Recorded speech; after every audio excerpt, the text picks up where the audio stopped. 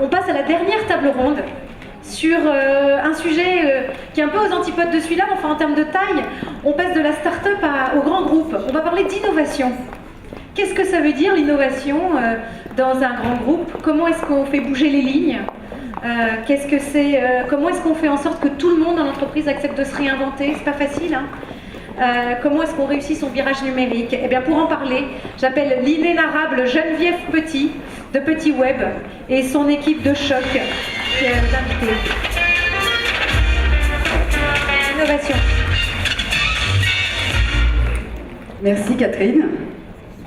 Ça va? Vous dormez pas là? Bon, on va essayer de tenir le choc et de créer des nouveaux affrontements en parlant d'innovation. Ça va être un peu difficile. D'abord, je vais demander donc à toutes ces femmes de se présenter les unes après les autres. Allez-y.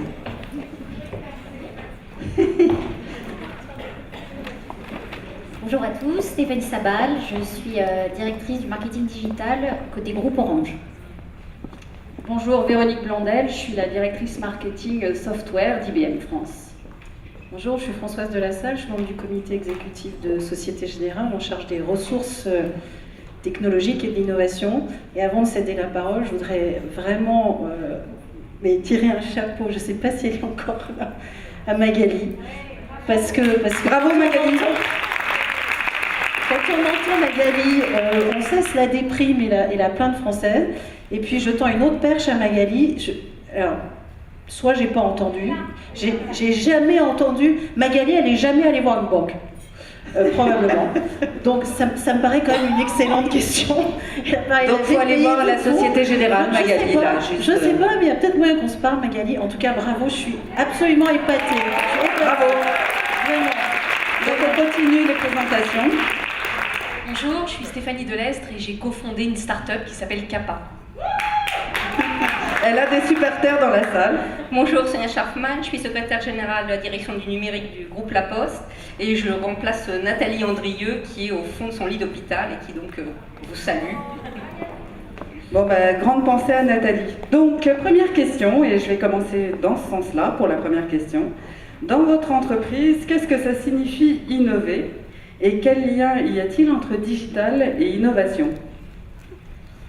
Alors je vais dire que je pense qu'il y a deux notions vraiment fondamentales quand on parle d'innovation dans le digital. La première, c'est vraiment l'ouverture. Et la deuxième, je vais dire que c'est le sens collectif. Je pense que c'est deux notions totalement connexes. On en a déjà pas mal entendu parler. Alors sur l'ouverture, on pense tout de suite à l'open innovation. Et chez Orange, c'est assez présent et prégnant.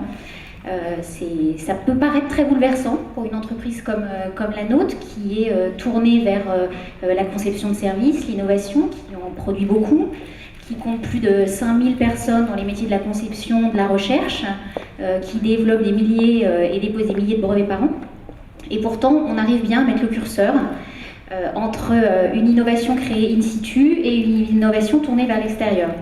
À mon niveau, je suis responsable des synergies marketing, par exemple, entre Orange et une start-up qui n'en est plus une, qui s'appelle Dailymotion, qui est donc tournée sur la vidéo. Ma première action, par exemple, a été d'organiser ce qu'on appelait un API Day, pour que très vite, les marketeurs, les designers, les développeurs de l'entreprise Orange comprennent, découvrent et appréhendent les web services et les API que Dailymotion mettait à leur disposition, et que la vidéo puisse infuser, je vais dire, s'insérer très vite dans toute la création, dans tous les produits que l'entreprise Orange veut mettre à disposition de ses clients. Donc c'est pas les Happy Days qu'on a vu avant, c'est les API Days. Voilà, tout à fait. Ils étaient très happy de toute façon. Et cette notion-là d'ouverture, c'est pas une initiative individuelle, c'est quelque chose qui est partagé dans l'entreprise. Il y a tout un programme qui encadre l'ouverture de ces API, les nôtres et celles des partenaires dans un programme d'échange. Je pense que c'est vraiment assez fondamental d'avoir toujours cette logique ouverture. L'ouverture, c'est pas que l'ouverture des systèmes, je tiens à le préciser, c'est aussi ouverture en tant qu'état d'esprit. Et je pense que ce qui est aussi assez fondamental, ça reprend la notion de collectif que je signalais, c'est qu'on parle d'open source dans le digital. Ce qui est fondamental en open source, c'est que l'état d'esprit soit open source et qu'on apprenne très vite à ce qu'une idée qui naît dans une entreprise n'appartient à personne. qu'elle se diffuse très vite, que chaque équipe, chacun d'entre nous, à tous ses niveaux, dans tous les métiers, en fasse quelque chose. Elle grandira plus vite, elle sera meilleure et on créera des services beaucoup plus riches, diversifiés pour nos clients, avec cet état d'esprit très collectif. Alors, chez vous alors? Même question pour IBM. Alors l'innovation est absolument au cœur de nos valeurs chez IBM.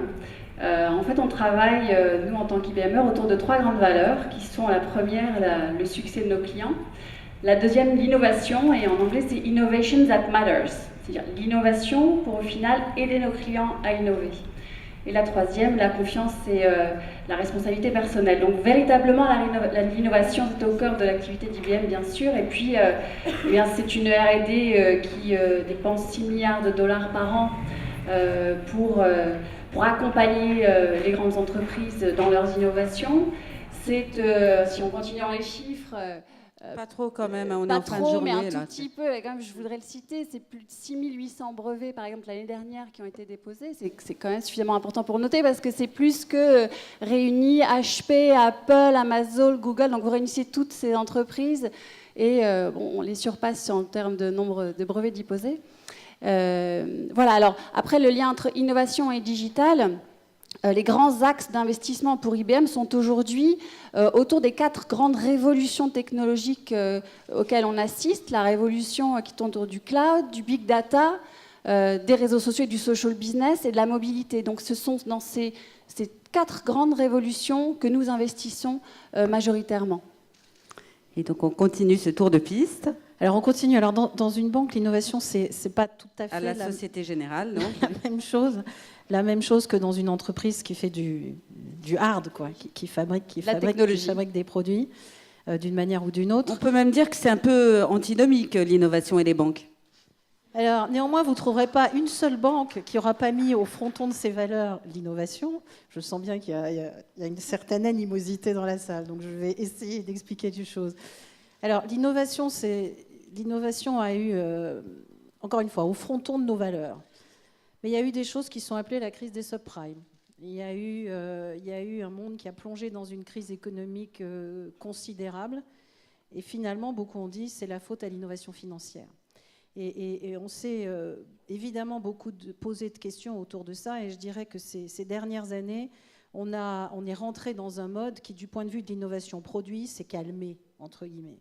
Et puis on s'est rendu compte que l'entrée dans l'ère digitale, qui est pour moi quelque chose qui n'est pas simplement des bouleversements technologiques, mais bien des bouleversements sociétaux de l'ensemble de la société qui résultent de l'utilisation de ces nouvelles technologies, était en train de bouleverser complètement les relations que les citoyens entretiennent avec les pouvoirs publics, que les familles entretiennent entre elles, que les clients entretiennent vis-à-vis des banques, que les collaborateurs entretiennent à l'intérieur des organisations. Et que très certainement, il fallait qu'on repense cette histoire d'innovation, qu'il fallait qu'elle-même, on l'envisage véritablement différemment. Et c'est vraiment la réflexion dans laquelle on est plongé aujourd'hui. On se dit, finalement, l'innovation, ça devrait être moins aujourd'hui une innovation produit, très concentrée sur les produits, donc très push.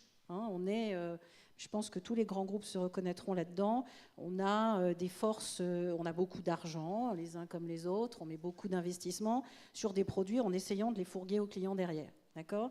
Je pense que dans l'ère digitale, on est forcé d'opérer un retournement absolument complet en se disant mais que veut l'utilisateur ? Et donc passer d'une innovation produit à une innovation très relationnelle, c'est fondamental. On avait des dispositifs d'innovation finalement très fermés sur nous-mêmes. D'accord ? Et ce que vous venez de dire est fondamental à l'ère digitale. Il faut être beaucoup plus orienté dans l'open innovation, c'est-à-dire en gros, il faut aller chercher la force créatrice à l'extérieur de l'entreprise et s'en nourrir. Et c'est ce que font un certain nombre d'entreprises et que nous allons faire autour d'hackathons, ce genre de challenge où on fait participer l'ensemble des gens, des volontaires à la création de produits ou de services qui les intéressent. Et puis, et je pense que c'est le point le plus compliqué dans les grands groupes, et ça ne concerne pas que les banques, on est dans une innovation qui est finalement très incrémentale. C'est-à-dire qu'on rajoute des trucs. Oui, alors effectivement, le cloud, le big data, on parle que de ça. Bon, d'accord. Ce qu'on fait, c'est qu'on rajoute des morceaux sur les morceaux existants. Et je ne sais pas qui citait cette phrase, mais si on avait demandé à un certain nombre de ces gens-là au 19e siècle d'inventer l'automobile, ils auraient rajouté un cheval à la calèche, et puis on en serait toujours là, on aurait rajouté des chevaux. Bon. Donc aujourd'hui, me semble-t-il, l'innovation, Henry Ford. Donc aujourd'hui, l'innovation, c'est vraiment essayer de sortir de son cadre, de changer les cadres mentaux pour inventer des modes et des business models qu'on n'a pas du tout en tête. Et ça, pour un grand groupe, c'est super compliqué. On va voir ça après. Donc, chez Kappa. Il y a un micro là, normalement. Alors moi, pour la petite histoire, j'ai commencé ma carrière dans un grand groupe. J'y suis restée 15 ans. Ce grand groupe m'a tout appris, mais j'ai été obligée de le quitter pour pouvoir innover. Donc effectivement, je rebondis sur ce que tu viens de dire. C'est-à-dire que moi, il me semble quand même que innovation grand groupe, c'est un peu antinomique. Parce que quand on est un grand groupe, qu'on a plusieurs dizaines de milliers de salariés, qu'on fait plusieurs dizaines de milliards de chiffres d'affaires, se dire, bon, demain, les gars, on arrête tout, et puis on va réfléchir à ça, hein, parce que finalement, ce qu'on est en train de faire là, ça marche moyen, c'est quasi mission impossible. Et je pense que l'essence même d'une start-up, c'est que nous, on est condamnés à l'innovation. C'est-à-dire qu'on n'y pense même plus, quoi. Que fait d'ailleurs Kappa, puisque Société Générale, on connaît. Justement, moi je pense qu'une start-up, l'objectif d'une start-up, c'est d'arriver sur un marché, un gros marché, où finalement il ne s'est pas passé grand-chose depuis des années et qui est en train de stagner, voire de mourir. Et nous, on a choisi le marché de l'emploi.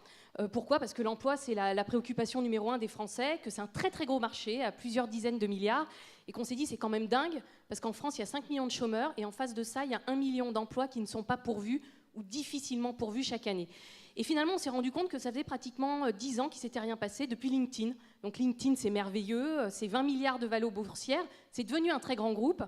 Mais on s'est dit que finalement, même avec LinkedIn, ça ne marchait toujours pas très bien. Donc, on a été condamnés à innover. Et nous, ce qu'on fait sur une start-up, c'est qu'on innove partout en même temps pour aller très très vite, parce qu'on est aussi condamnés à aller très vite. Et donc, on a apporté une innovation d'usage, pas besoin de CV pour s'inscrire, une innovation techno. On a créé un algorithme et puis une innovation de business model pour casser le marché et prendre des parts de marché très très vite.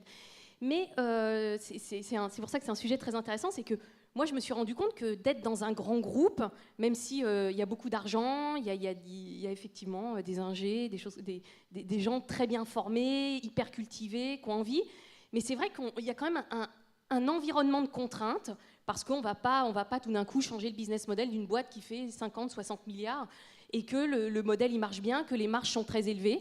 Et bien c'est pour ça que les startups ça existe, c'est de dire les gars, sur la banque, attention, ça va bouger, parce qu'on va vous proposer des choses, et je pense que c'est l'objet même de la startup. Mais on n'y pense même plus à l'innovation. On innove tout le temps, dans toute la journée. Et donc, chez La Poste. Alors, moi, je vais être d'accord avec la conclusion de ma voisine. Innover, pour nous, c'est indispensable. Sauf que nous, on est un grand groupe, parce que La Poste, c'est plus de 150 000 personnes. Ce que j'allais dire pour nous, c'est qu'innover, c'est se réinventer. On le sait, le numérique, ça fait baisser les volumes de courrier. Par contre, ça a permis de formidables opportunités pour le e-commerce, donc pour la distribution des colis. Ça nous permet d'enrichir notre offre. Donc, j'allais dire, innover, on n'a juste pas le choix. Coup de bol, 2014, pour nous, innovation, ça rime forcément avec numérique. Alors, ça veut dire quoi ? Ça veut dire qu'on considère que, pour nous, conquérir le numérique, c'est comme la conquête de l'Amérique. C'est pas Mars, c'est pas la Lune, c'est pas inaccessible, c'est pas hostile, c'est juste un nouveau territoire. Et ce nouveau territoire, effectivement, on va y aller, on est content d'être un acteur qui va y aller, et c'est juste indispensable pour nous. Donc la question, elle se pose pas non plus. Bon, donc je passe à ma deuxième question. C'est bien parce que vous n'êtes pas trop longue et comme on n'a pas trop de temps, c'est parfait. Donc la deuxième question, on va démarrer par là. C'est qu'est-ce qui est difficile à faire bouger chez vous ? Tout. Tout est difficile. La culture, l'organisation, la techno. Alors, par rapport à ça, il y a des choses plus ou moins difficiles. De manière assez paradoxale, peut-être, la techno est peut-être ce qu'il y a de moins difficile à faire bouger.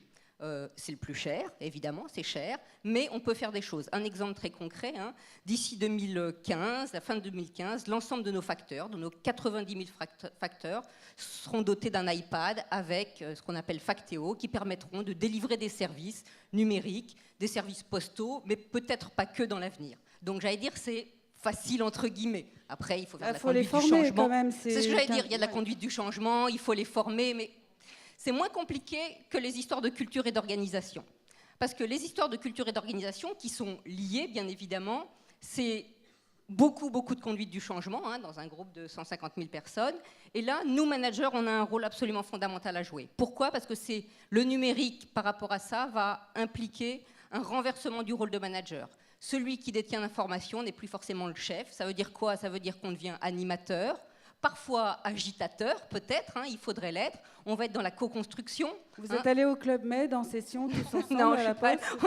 pas de séminaire au Club Med, mais effectivement, on le voit bien, ça renverse le rôle hiérarchique. Il y a une deuxième chose que ça oblige à faire, c'est d'être en ouverture. On a parlé d'open innovation, ça oblige à être en open innovation. Moi, j'aime bien ce mot-là, mais comment ? Alors, on parlait de start-up, je ne sais plus si c'était dans l'atelier précédent, à la Poste, il y a le Lab Postal, qui est effectivement la mise en avant de l'open innovation dans le groupe. On travaille avec des startups, c'est de notre responsabilité et on le prend comme tel. Donc c'est des expérimentations, des prototypes pour mettre en avant et utiliser des services de start-up. Depuis quand il existe ce lab ? Depuis plusieurs années, je n'ai pas le chiffre exact, je vais dire une bêtise, donc oui, 4 ans, quelque chose comme ça. De mémoire, moi j'ai en tête 2008, aussi, mais donc voilà, ça commence à être une longue expérience. Vous avez été très précurseur sur le terme lab, parce qu'après il a fait Flores. Je crois qu'on n'a pas déposé le... Et puis dernier point sur cette histoire de culture, coup de bol, j'allais dire, par rapport à tous ces changements. Ce qui nous est très favorable, c'est qu'on a des valeurs, et ces valeurs qui sont la confiance, la simplicité, la proximité, elles sont absolument indispensables aujourd'hui. Et nous, ce qu'on dit, c'est qu'on veut faire la convergence du physique, parce qu'on est dans le physique et du numérique. Mais et c'est des valeurs fondamentales dans le numérique, les valeurs que vous énoncez. Et c'est les valeurs historiques de la Poste. Tout à fait, ça tombe bien. Ça tombe bien. Donc chez vous ? Alors je pense que le plus difficile pour CAPA, et je pense pour toutes les startups, c'est le premier contrat. Et malheureusement, je vais être un peu provoque, mais on n'a pas besoin de bureau. On n'a pas besoin de 10 000 euros, on n'a pas besoin, on a besoin du premier contrat. Et ce premier contrat, on a surtout besoin de le faire avec un grand groupe, parce que c'est lui qui a le plus d'argent, c'est lui qui a le plus besoin de nous. Malheureusement, ça a été aussi souligné tout à l'heure par la personne de Deloitte, c'est vrai que ce dont on a le plus besoin, c'est d'avoir accès aux services d'achat et que les services d'achat soient formés pour travailler avec les startups. Alors, je suis très terre-à-terre, mais moi, pareil, j'ai bossé 4 ans en Allemagne. En Allemagne, c'est hyper courant. Moi, j'appelais le grand patron d'une boîte, je l'avais au téléphone. Aujourd'hui, j'ai 43 ans, j'ai 20 ans d'expérience, j'appelle la chargée de recrutement qui a 21 ans, et elle me dit au téléphone, non, mais on n'a pas besoin de vous. Mais attendez, je ne vous ai même pas expliqué ce que je faisais. Vous ne savez même pas quelle est la valeur ajoutée, etc. etc. Et ça, je le dis... on en crève, d'accord ? Pourquoi ça marche en Allemagne ? Moi, je suis arrivée en Allemagne, j'ai appelé le patron de Page Jaune, qui est une boîte qui fait plusieurs milliards, il m'a reçu dans la semaine. J'ai appelé le patron de toutes les grandes agences de pub, j'ai été reçue dans la semaine. En France, je n'ai pas encore rencontré un seul patron du CAC 40. Voilà. Il y en a là aujourd'hui. Mais exactement, non, mais c'est pour ça qu'un appel au secours. C'est bien d'être à la journée de la femme digitale. Alors après, en revanche, et c'est là, moi, je milite aussi un petit peu, mais il y a des groupes qui sont habitués à ça. Le groupe Mullier, par exemple, ça fait partie. Là, pour le coup, il vit ses valeurs. Il vit ses valeurs de partage, voilà. Donc aujourd'hui, le plus dur pour nous, c'est pas l'innovation, c'est pas d'aller vite, c'est pas d'aller chercher de l'argent, pardon Magali. Ça, on sait faire et on communique très bien tous, on partage les bonnes pratiques. Aujourd'hui, ce dont on a dramatiquement besoin, c'est des contrats avec les grands groupes. C'est d'être pris au sérieux par les gros. Oui, exactement. Et puis surtout qu'il ne faut pas oublier qu'il y a des marchés qui basculent très vite. Je rappelle juste l'histoire des taxis. Oui. Un taxi, ils ont été leaders pendant 30 ans, ils étaient monopolistiques. Du jour au lendemain, plus personne ne prend les taxis G7. Ça peut arriver demain à n'importe qui. Donc je pense que le fait de mieux communier, de mieux partager, et puis en plus d'avoir ces échanges win-win, parce que de toute façon, ça va dans les deux sens. Les grands groupes aussi ne sont pas... Ils sont mécènes pour l'art quelquefois, mais on ne leur demande pas non plus d'être mécènes. On leur demande juste d'avoir un vrai contrat. Donc à la Société Générale, qu'est-ce qui est difficile à faire bouger ? Je vais dire comme ma copine, je vais dire tout. Mais je voudrais surtout rebondir sur ce que tu as dit précédemment. Tu as dit, pour nous, innover, c'est une nécessité vitale. Mais pour nous, tout pareil. C'est-à-dire que la conscience que nous avons, je pense aujourd'hui tous, que pour gros que nous soyons, nous pouvons mourir demain, elle est tout à fait là. Alors ça a mis un petit temps à venir, mais maintenant c'est bien là. Et finalement, c'est infiniment plus difficile, encore une fois pour nous, néanmoins, de décaler et de changer les lignes, parce que comme tu le disais aussi fort justement, quand tu as la responsabilité sociale et sociétale de 150 à 200 000 personnes dans le monde, effectivement, tu bouges pas le bidule comme ça du jour au lendemain. Et puis je rajouterais qu'on est quand même, et c'est absolument pas pour dédouaner, mais c'est juste, je vois bien qu'on est là dans un public de jeunes entreprises de petite taille, etc. Il y en a peut-être des grosses, on ne sait pas. Est-ce qu'il y a des grandes entreprises dans la salle? Je voudrais juste vous faire partager. Oui, il y en a. Il n'y en a pas tellement. Ce que je voudrais juste faire partager, c'est la complexité dans l'univers hyper réglementé qui est le nôtre, à la fois français et dans le monde bancaire international, de bouger le plus petit doigt. D'accord ? C'est-à-dire que nos exigences capitalistiques, par exemple, juste pour citer un chiffre, nos exigences capitalistiques, en l'espace de 5 ans, ont doublé. C'est-à-dire qu'il faut 2 fois plus de fonds propres à une entreprise comme la nôtre pour faire exactement le même business. D'accord ?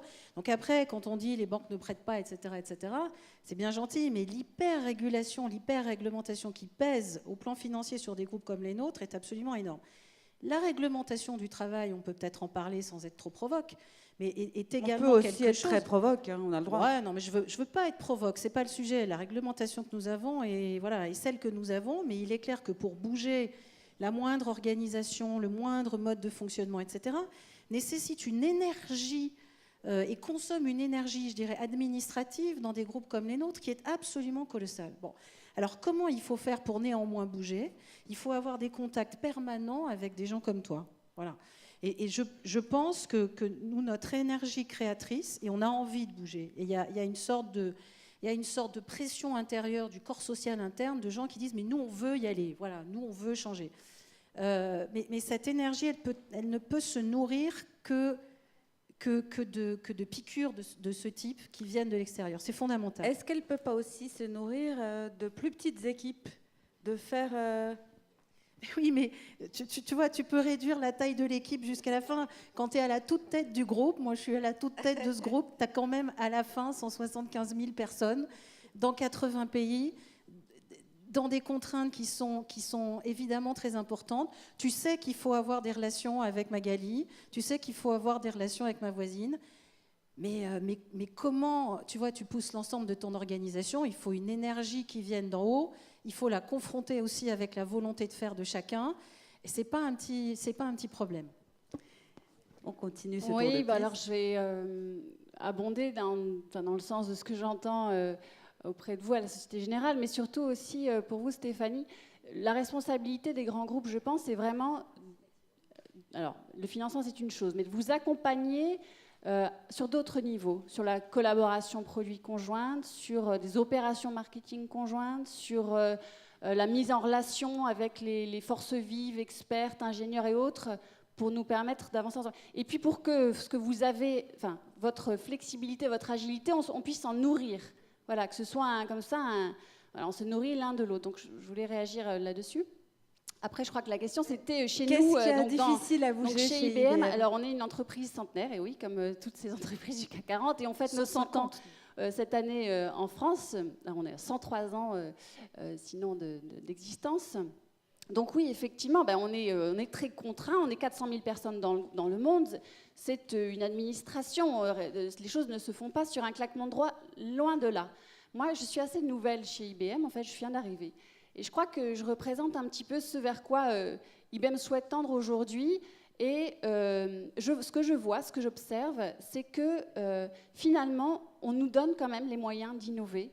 Et on met à notre disposition des outils très simples, des réseaux sociaux d'entreprise par exemple, ou des espaces comme ça d'innovation. Alors au marketing, budgétairement, on peut avoir des budgets qui vont nous permettre d'innover, de faire des tests, de faire du test and learn. Quel pourcentage vous avez pour ça? Alors moi aujourd'hui, je suis la patronne du marketing software, donc je peux dédier à mes équipes. Alors ça, c'est moi qui le détermine. Mais c'est quoi? C'est 10%? C'est 5%? Ouais, non, je pense que c'est plus de l'ordre de 15%. On se dit, on fait des tentatives. Et j'affranchis mes équipes de la métrique, enfin du résultat. De l'obligation du résultat.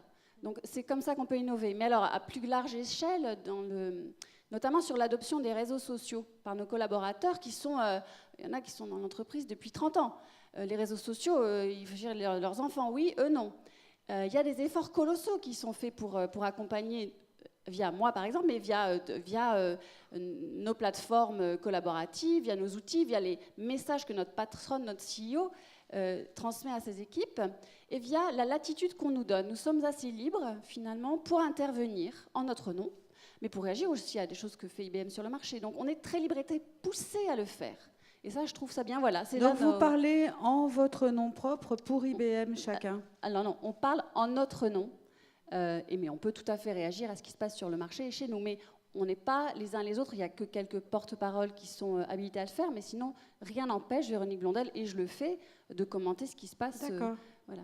Et donc chez Orange, qu'est-ce qui est compliqué, qu'est-ce qui est difficile à faire bouger? Parce que vous parliez d'ouverture, mais moi, l'image que j'ai de l'extérieur d'Orange, c'est quand même une image un peu politique, et aussi d'une entreprise qui a énormément changé de nature.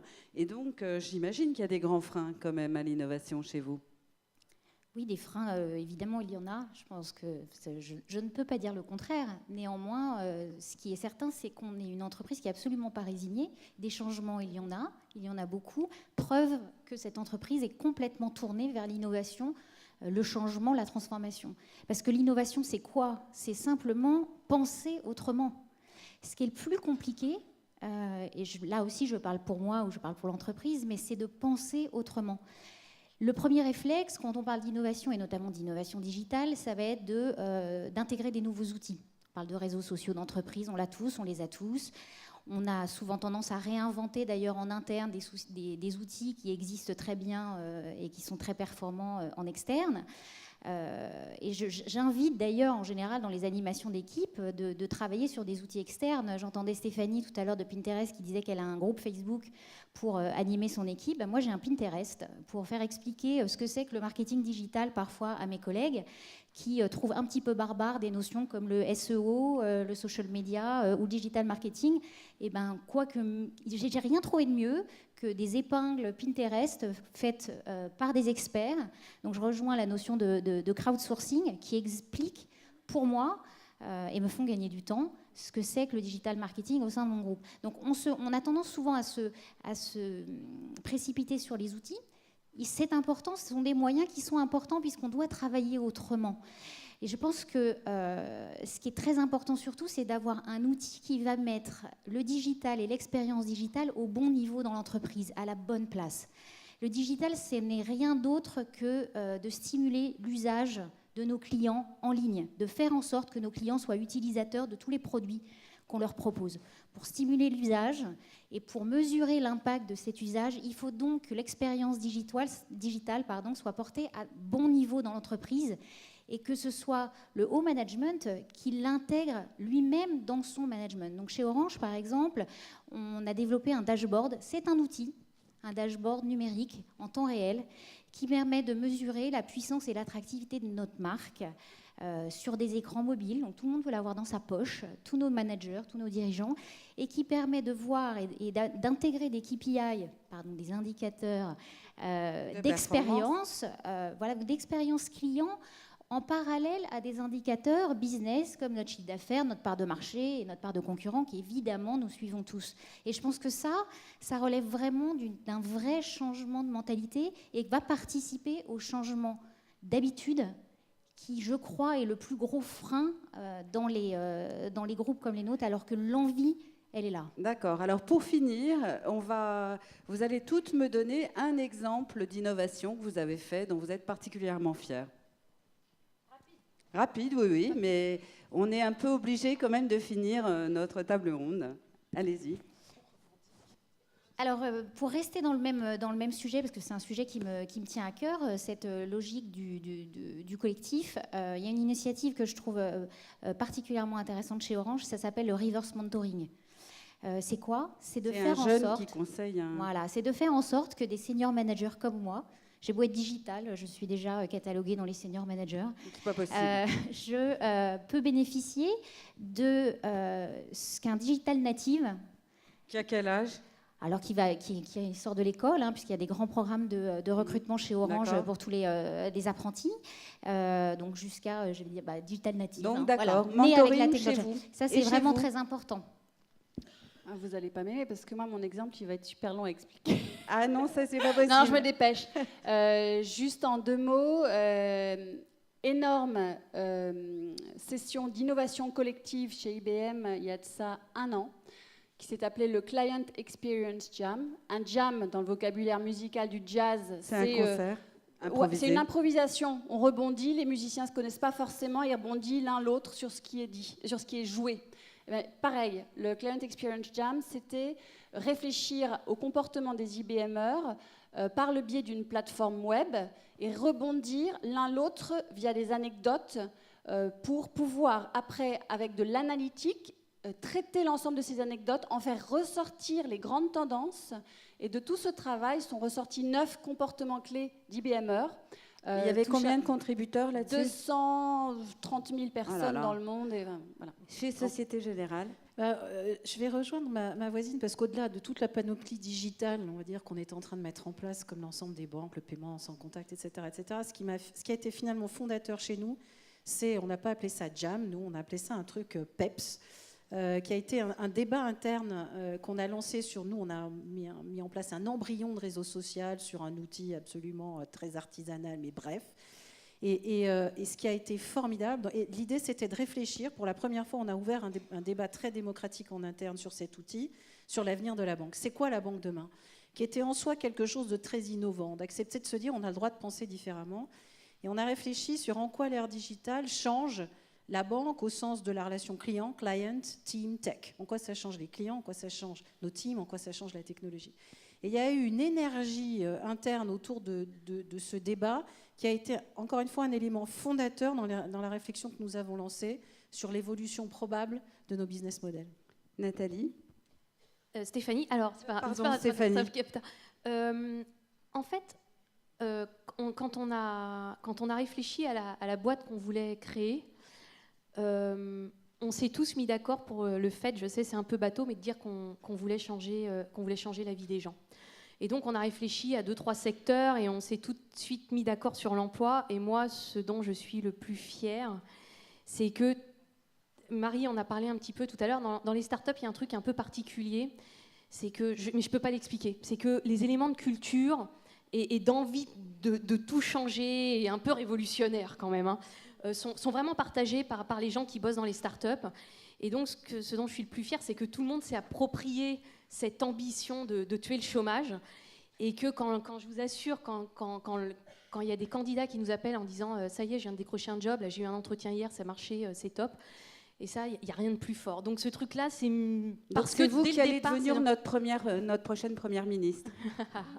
Et donc chez La Poste. À La Poste, je vais donner un exemple qui montre la convergence du physique et du numérique, qui est une expérimentation. Dans les bureaux de poste, on a doté dans un certain bureau de poste les vendeurs, les guichetiers de tablettes pour améliorer l'expérience client et pour fluidifier le parcours client, tout comme dans certains bureaux de poste, on a mené des expérimentations avec des imprimantes 3D. Donc c'est cette convergence qui est sympa. Eh bien, merci à vous, merci à la salle. Et puis, je vous signale aussi qu'on lance notre Grand Prix de l'innovation digitale. Donc, n'hésitez pas à concourir. Petit Web a lancé ce prix il y a 15 jours. Voilà, c'était ma page de publicité.